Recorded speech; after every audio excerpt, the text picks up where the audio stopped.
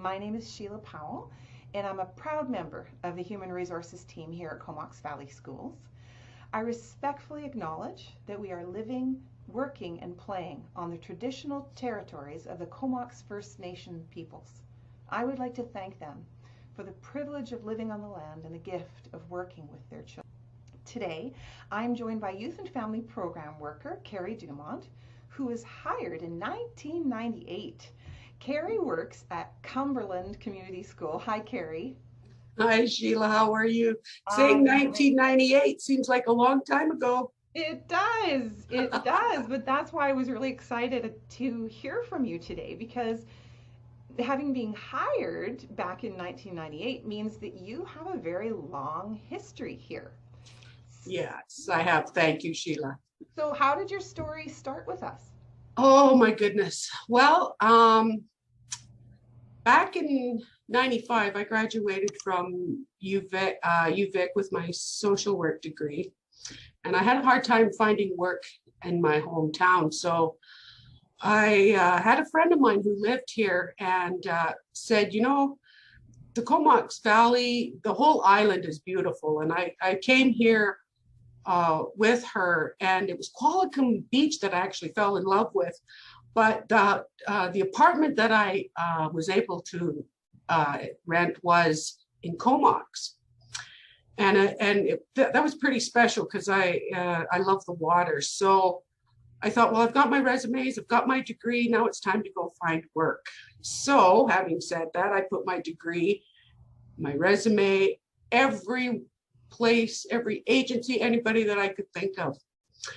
And I was fortunate enough to land it at the Ministry for Children and Families. And I thought, finally, I get to work with kids my career. And I did that for 4 months and I hated it. No. I did, but that's okay because our Mr. Terry James found my resume and he gave me a call when I was at home one day and said, we would like to interview you. Could you come in? And at that point, I had just signed another month's contract with the Ministry for Children and Families. I was horrified. And he said, you know what, Carrie, don't worry about it. We'll wait.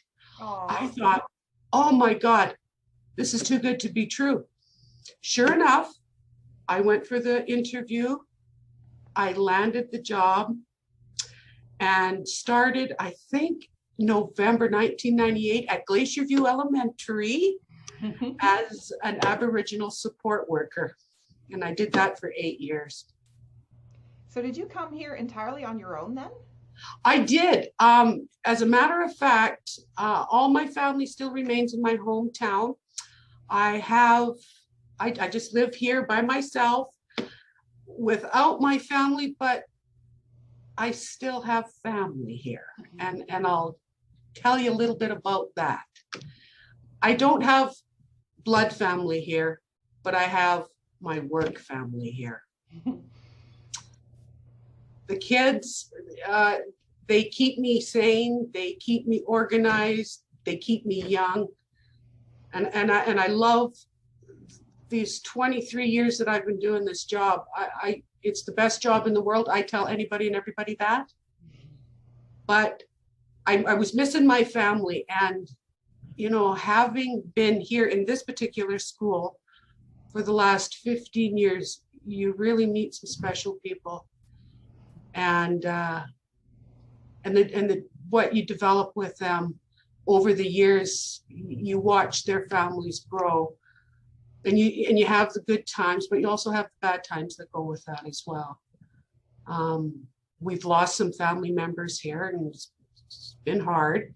But we get back together and we join and we celebrate. And after a few years, we're able to go back and say, remember when? And we can actually laugh about it without shedding a tear. So that's good. So my work family here in Cumberland, I'm blessed. The community here, I can't say enough about. The acceptance that these families have with me is it's just remarkable. Well, we spend a large percentage of our time in the workplace, so it only makes sense that the relationships we develop and those connections become an important and vital part of our lives. And I appreciate you sharing that you were stepping out on your own. I mean, Yeah. that's bold and courageous, and I'm glad that Yeah. you did. We're all glad that you did, and it must have felt lonely at times. So now what I hear you saying is that these relationships that we've developed that you now call family Yeah. is what you appreciate the most, in addition to the kids, of course. Yeah. So, I mean, you have a beautiful story, Oh, Carrie. thank you. Thank you. Now, Well, if it had been for this community, I wouldn't be able to share this. So aw, aw. thanks. So, since you shared that you started as an Indigenous support worker, would you do us the honor of telling us a little bit about your specific heritage? Well, it's twofold, basically because of my parents. My dad is originally from Duck Lake, Saskatchewan, hence my last name Dumont, which is Métis. Some of the history books in our Canada land says that my dad's great grandfather's brother was Gabriel Dumont, who was also Louis Riel's right hand man. Oh, wow. Yeah, that's pretty special. The other half of my being is my mother's side, and we are the Thompson people.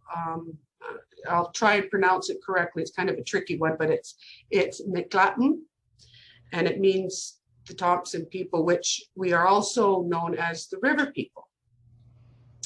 And that started in Siska, BC, just outside of Lytton. And my great grandmother was of the Cook's Ferry Band, I believe. So Thompson and Métis, it's a little bit of a combination of a lot of things. So How yeah, special. Thank you for sharing that. you're welcome.